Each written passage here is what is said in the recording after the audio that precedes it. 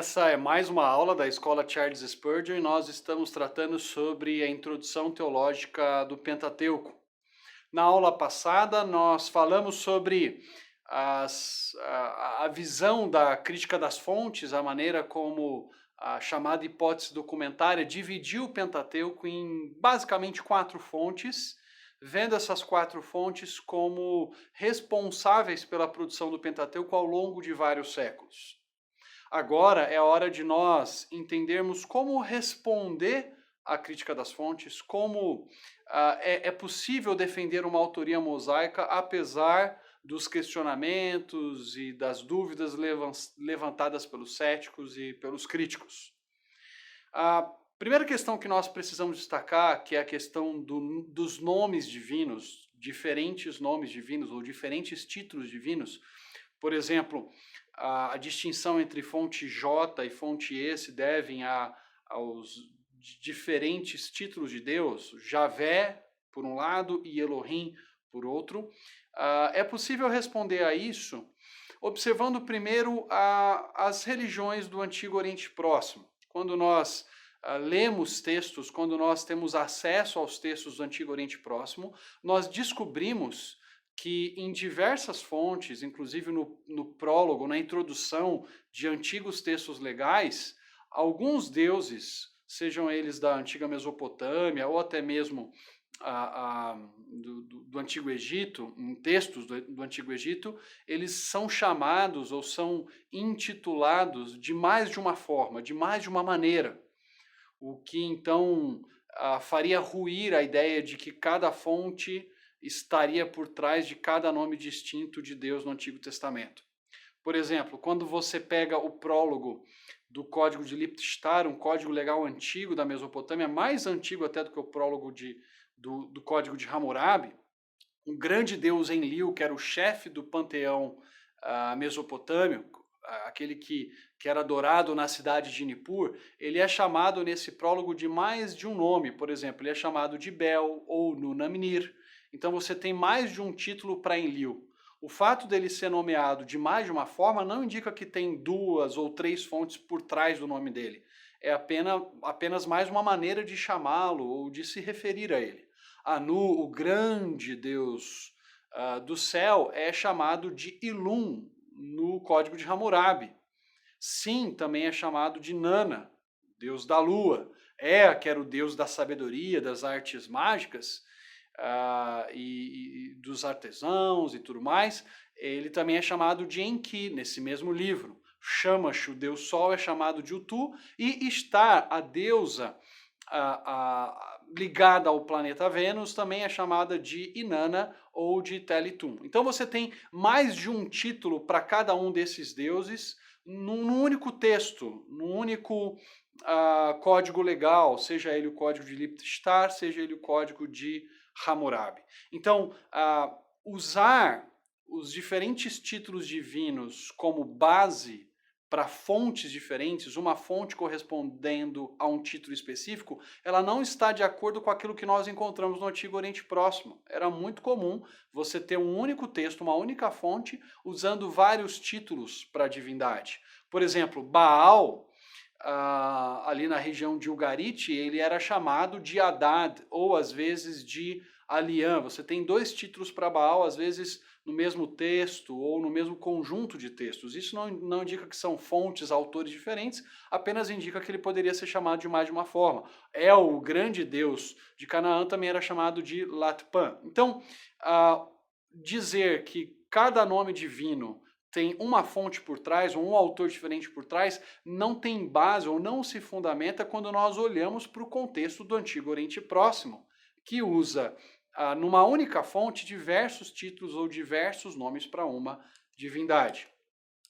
Há um outro detalhe também, no próprio Egito, por exemplo, Osíris, numa estela que está lá no Museu de Berlim, ele é chamado nessa mesma estela de 3 nomes diferentes. Ele é chamado de Venefer, ou de Neb Abdu, ou de Khentamentiu. É um outro título que Osíris recebe. Então, o mesmo deus, ou a mesma divindade, recebe 3 títulos diferentes numa única estela. Não tem como você dizer que são fontes diferentes, porque a estela ela foi produzida de modo ali imediato e ficou registrado esses 3 títulos diferentes. Então, usar títulos distintos para a divindade, Javé, né, o nome pactual de Deus, Yavé, o nome com o qual ele faz compromissos com a humanidade, especialmente com a família de Abrão, e por outro lado Elohim como justificativa para encontrar fontes diferentes do Pentateuco, à luz do estudo comparativo do Antigo Testamento com textos do Antigo Oriente Próximo, isso não tem fundamento, não tem base nenhuma.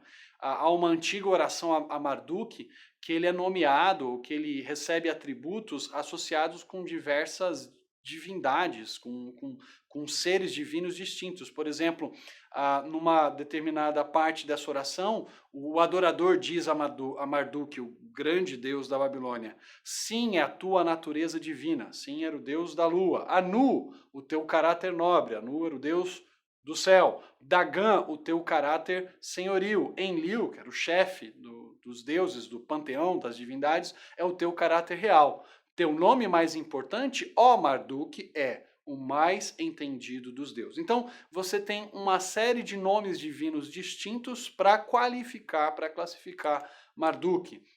O John Walton tem um livro em que ele faz algumas comparações entre o Antigo Testamento e o Antigo Oriente Próximo, trabalhando muito com a ideia de ambiente conceitual, de que forma o Antigo Testamento usa conceitos semelhantes ao Antigo Oriente Próximo, mas para defender um único ser divino, para defender apenas um único Deus a ser adorado. O John Walton ele menciona, por exemplo, que lá no épico de Enuma Elish, que é o épico que conta como o mundo foi criado pelas divindades, o Marduk, o grande deus babilônico, depois que ele vence a Tiamat e o seu exército inimigo, ele recebe 50 nomes diferentes. Amon-Ra, que era um grande deus adorado pelos egípcios, ele é mencionado como tendo uma quantidade desconhecida de nomes. Então, usar títulos distintos para justificar fontes diferentes não tem base no contexto do Antigo Oriente Próximo. Talvez na época de Jean Struck, né, o médico que nós mencionamos na aula passada, que foi o originador da ideia de fontes diferentes com base nos nomes, na época dele era até justificável essa ideia, ele até usa isso como base para pesquisa do próprio Moisés. Mas hoje, com o conhecimento que nós temos dos textos do Antigo Oriente Próximo, seria uma grande loucura ou tolice acreditar na tese de que nomes diferentes indicam necessariamente fontes distintas para o Pentateuco. Quem de nós já não orou, já não falou com Deus, referindo-se a Ele na oração como Pai, Senhor, Deus, Todo-Poderoso? Às vezes você usa todos esses títulos numa mesma oração. Isso não significa que são pessoas diferentes ou pessoas distintas fazendo uma oração que depois essas orações que cada pessoa faz é juntada numa única oração. Claro que não, né? Eu mesmo posso orar chamando Deus de Pai, de Senhor e de Todo-Poderoso, e é uma única fonte. Apenas eu estou orando usando 3 títulos diferentes para Deus. Então, a ideia de que títulos diferentes indicariam fontes diferentes não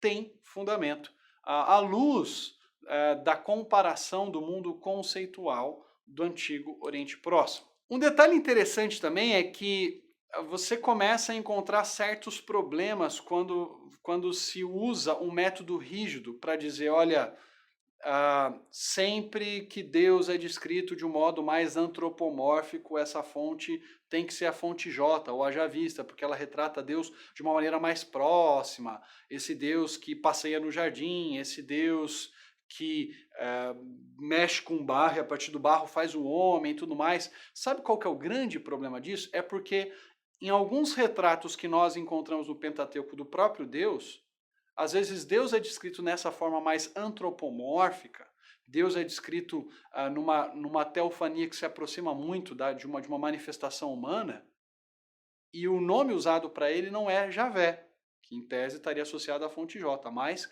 Elohim.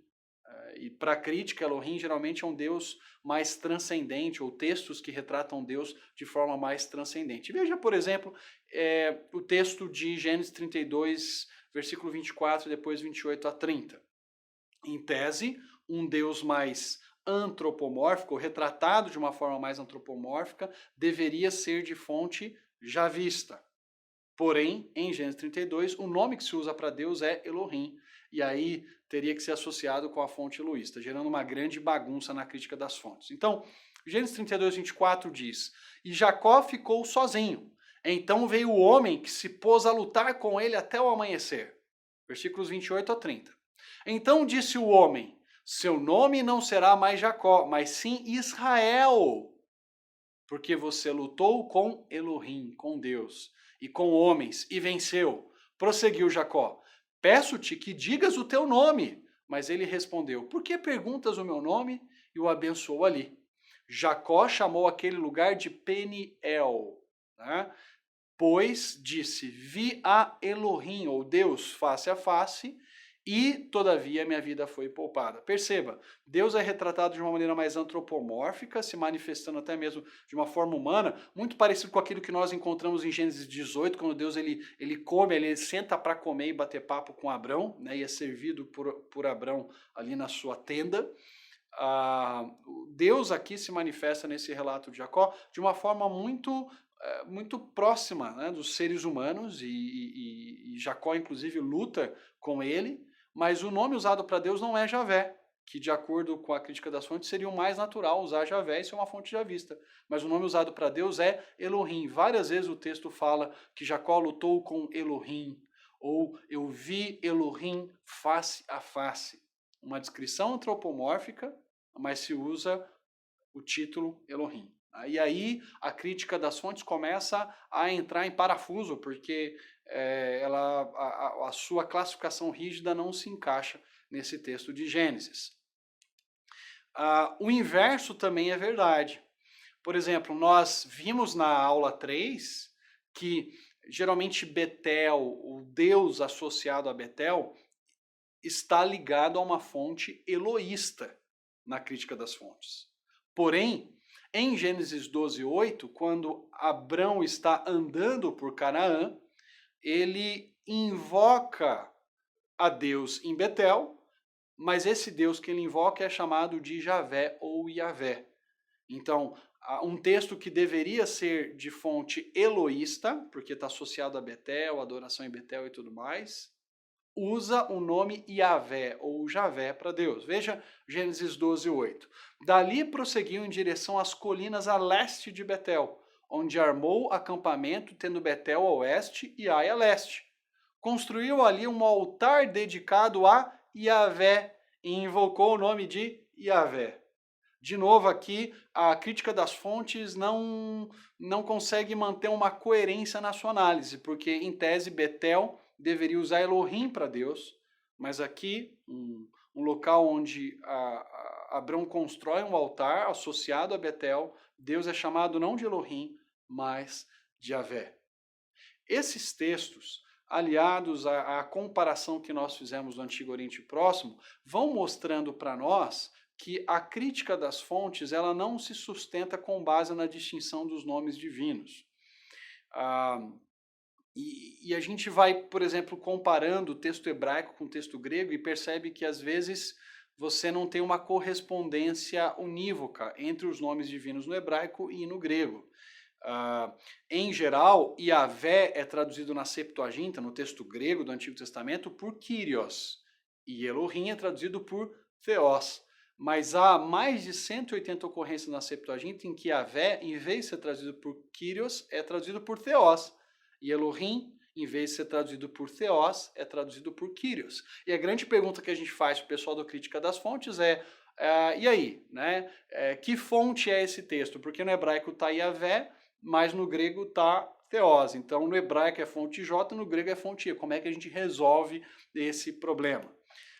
Então a tese de que títulos divinos distintos implicam fontes distintas não se sustenta.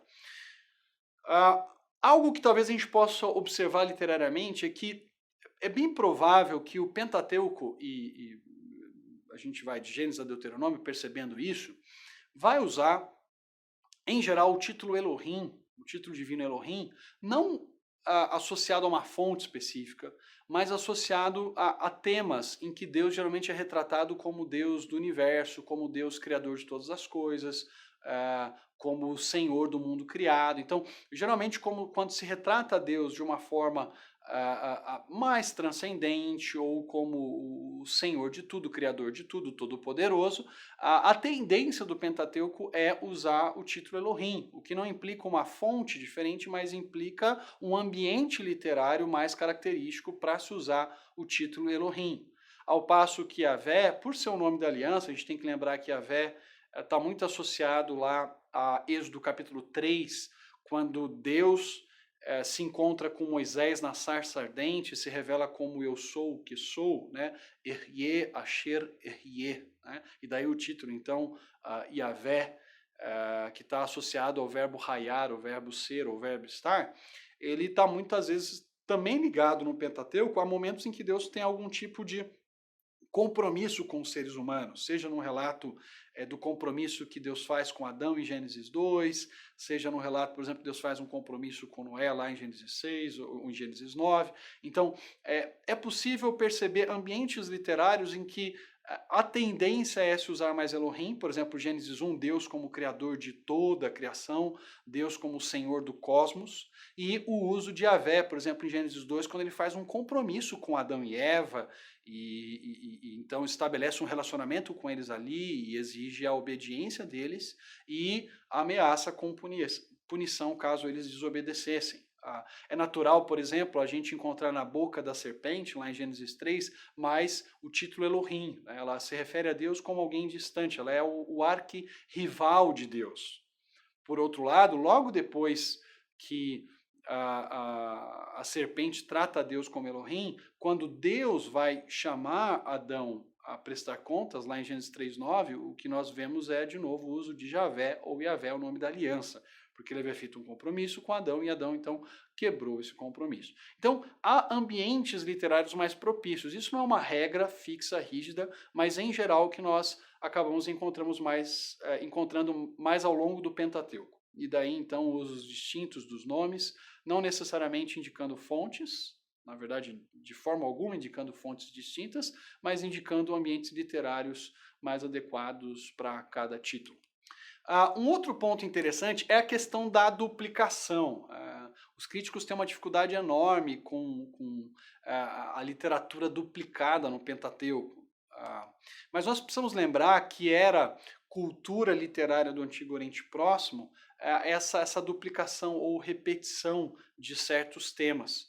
Por exemplo, quando nós olhamos para a narrativa de José, lá em Gênesis 37, o que nós percebemos é que os dois sonhos que ele tem, que retratam um tema, o tema de que ele seria governante sobre os seus irmãos, que ele dominaria sobre os seus irmãos, que ele seria senhor dos seus irmãos, e esse tema ele é retratado de uma forma duplicada. Né? Primeiro ele tem um sonho lá de Gênesis 37, de 5 a 8, em que ele tem o sonho do feixe dele que fica de pé, né?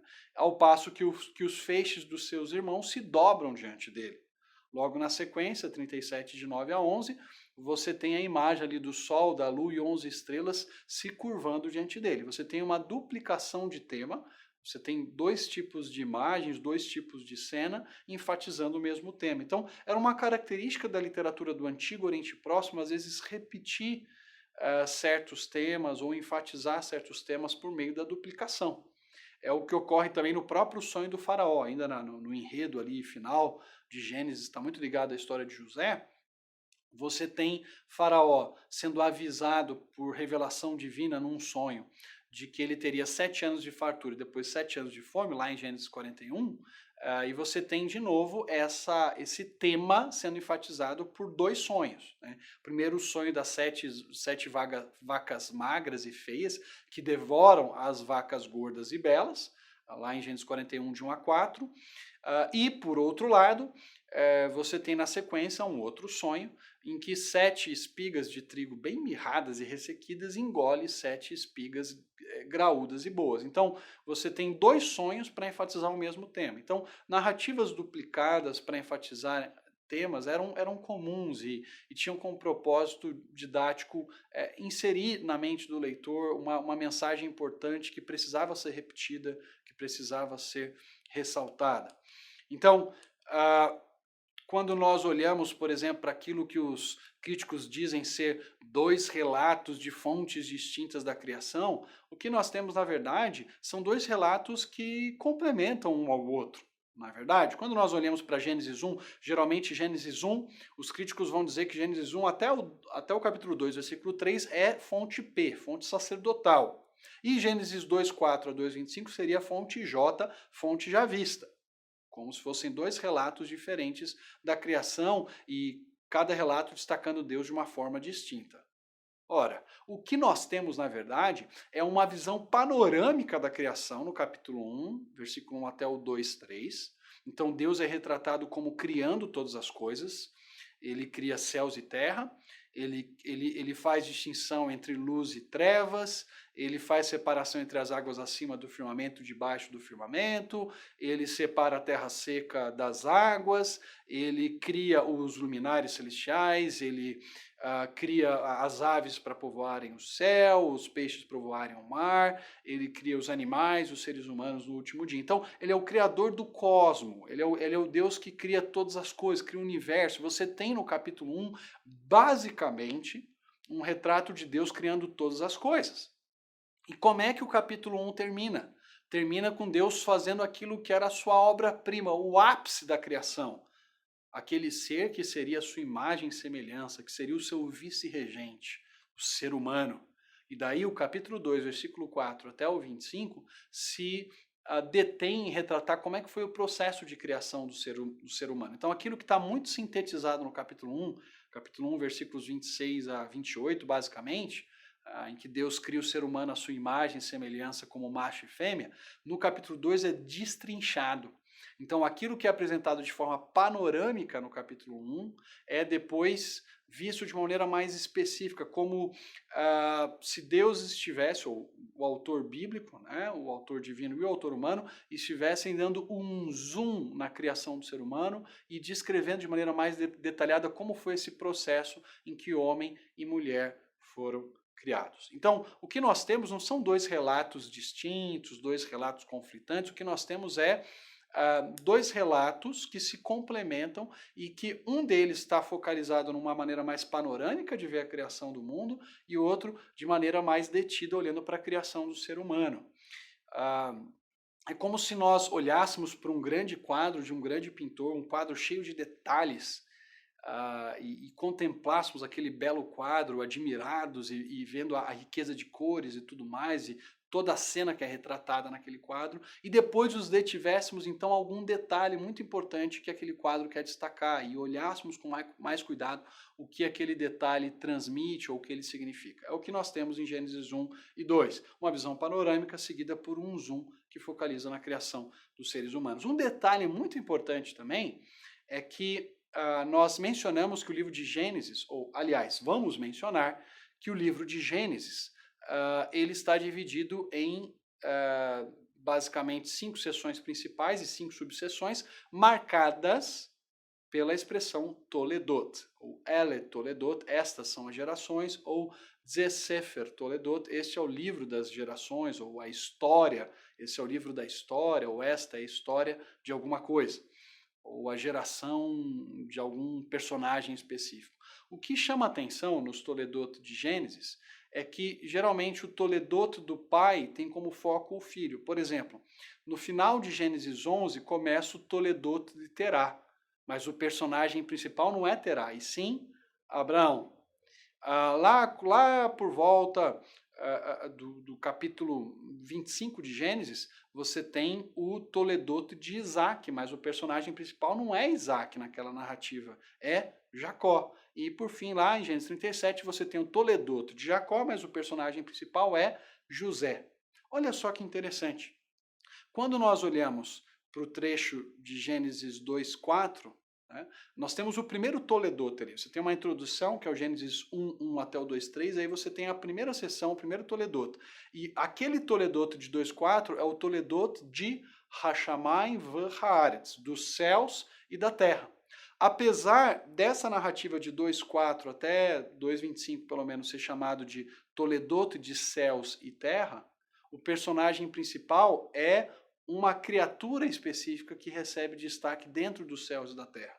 Assim como os Toledote de Terá, Isaac e Jacó dão destaque para Abraão, Isaac e José, o Toledote de céus e terra dá destaque para uma criatura específica, que são os seres humanos, homem e mulher. Então, não há nada de contradição, o que há é complementaridade entre o capítulo 1 e o capítulo 2. Um outro detalhe interessante aí que a gente precisa analisar é que quando, por exemplo, os estudiosos dizem que Gênesis 12, que retrata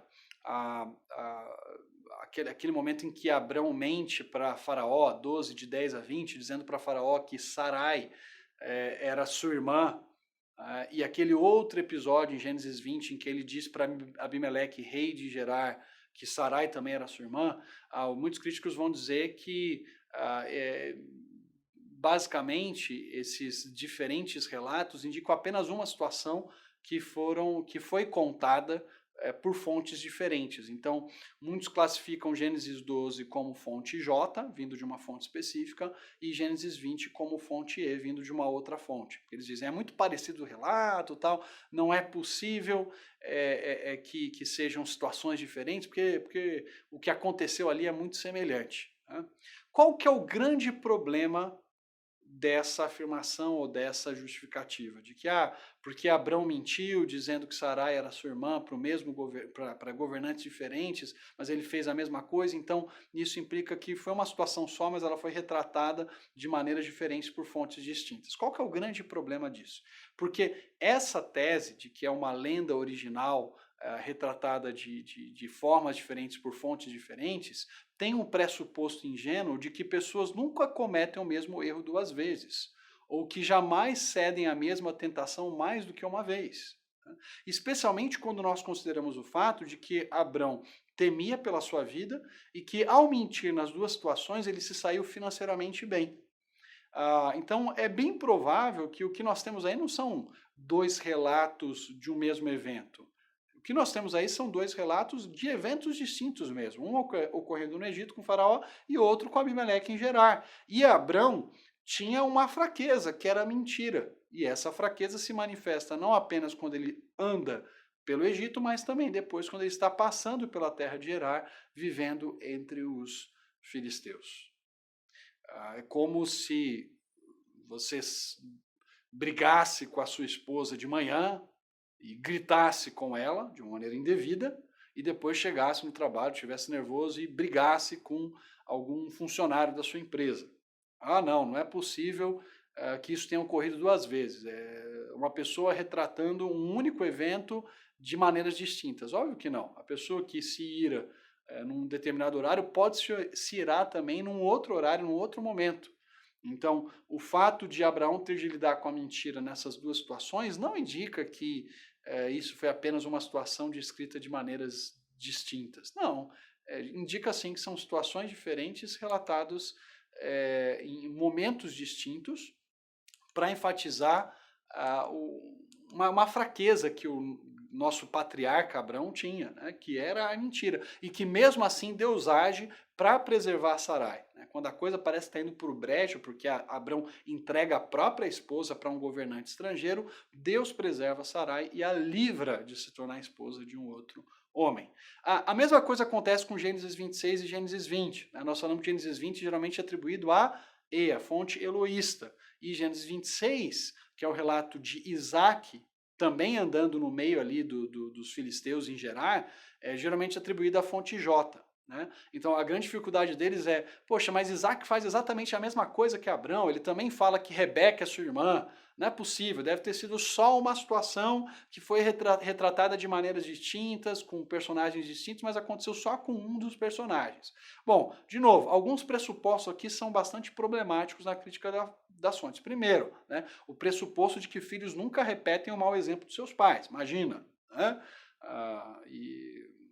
uma criança que fala um palavrão, ela criou aquele palavrão da cabeça dela, né? Ela não ouviu na casa dela e reproduziu, né? A gente sabe que esse tipo de coisa acontece. Então, talvez Isaac, olhando para a conduta do seu pai em algumas situações, fosse tentado a mentir assim como o seu pai mentiu, né?